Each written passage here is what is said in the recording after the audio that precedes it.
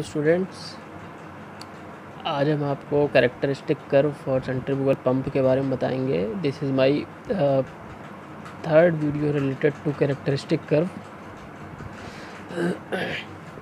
इस characteristic curve में second point पे जैसे ऑपरेटिंग कैरेक्टरिस्टिक कर्व इसमें बताएंगे। Already you know that there are the three types of characteristic curve. First one is main characteristic curve, second one is operating, and last one is isoefficiency curve or Moshel curve.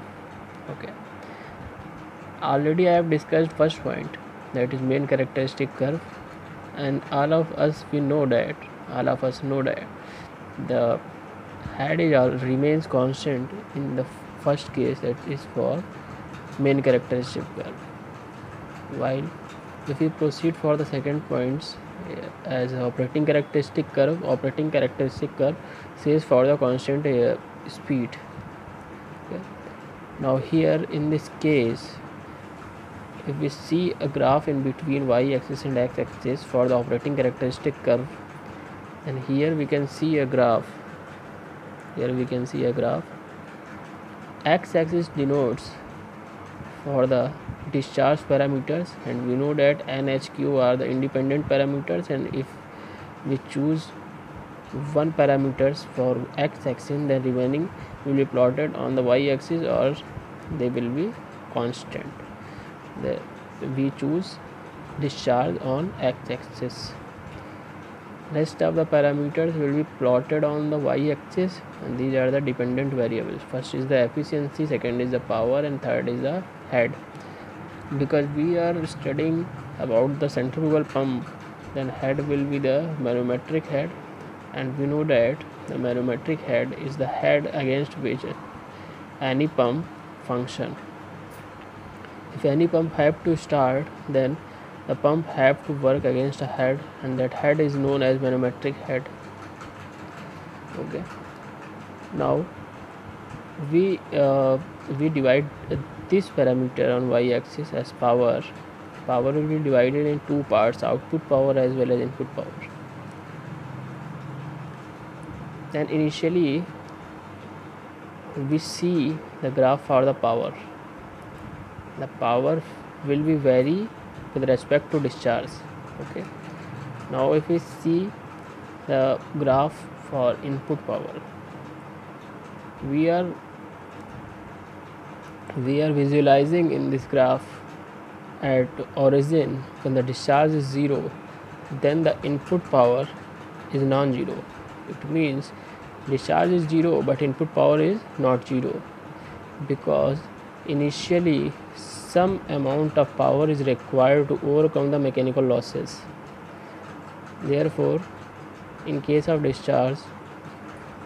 null discharge, there is some power.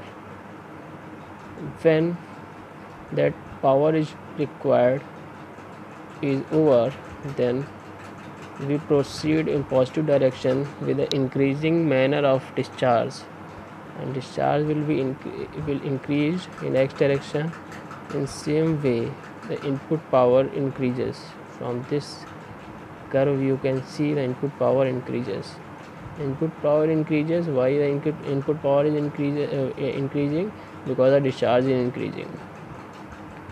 Now if we see the curve for the output power, in the output power we know that the speed will be constant as usual, because the operating characteristic curve says that the speed of the devices will be remain constant at overall.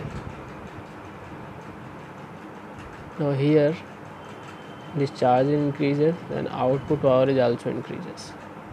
But what is the main difference in between input power and output power?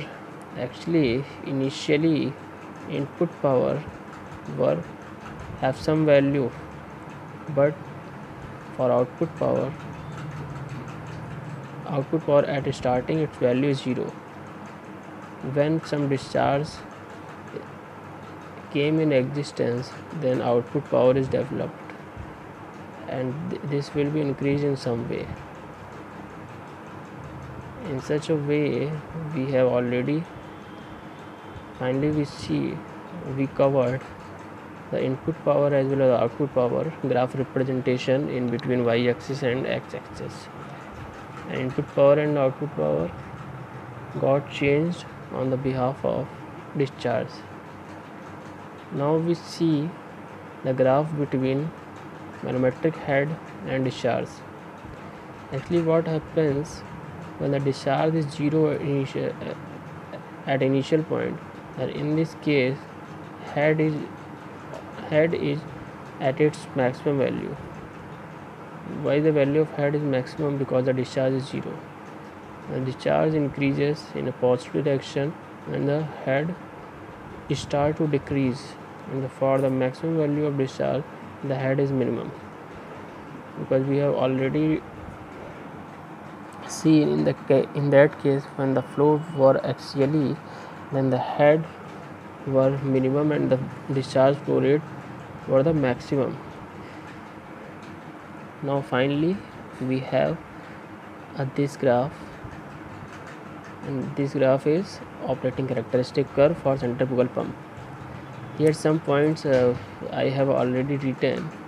The first point is the speed n is constant. This is the assumption which we have already made for the operating characteristic curve, and this curve is plotted in between dependent parameter head power efficiency versus discharge as an independent parameter.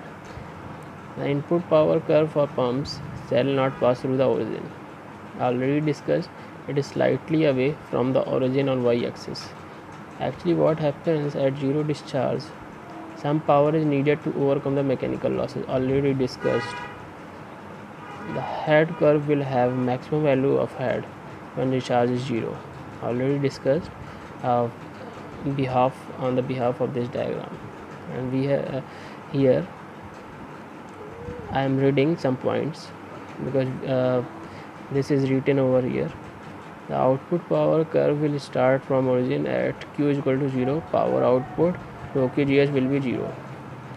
For the same efficiency, because we know that efficiency is equal to output upon input, output power upon input, and we know that in starting input having some values but output having some, and not having some values, and at initially efficiency is 0, but when discharge increases then efficiency also increases. Here we have I wrote over here that point for the maximum value of discharge the head will be minimum. Okay, यहाँ पे फिर finally on the remarkable point I have written over here the model relationship. Model relationship says that there may have the three types of coefficient. First one is coefficient of head, second one is coefficient of discharge, and third one is coefficient of power. Actually what happens is for the coefficient of head, actually coefficient of head is equal to h upon d square n square, and the coefficient of discharge is equal to q upon d cube, and coefficient of power is equal to d to power 5 n cube. What happened?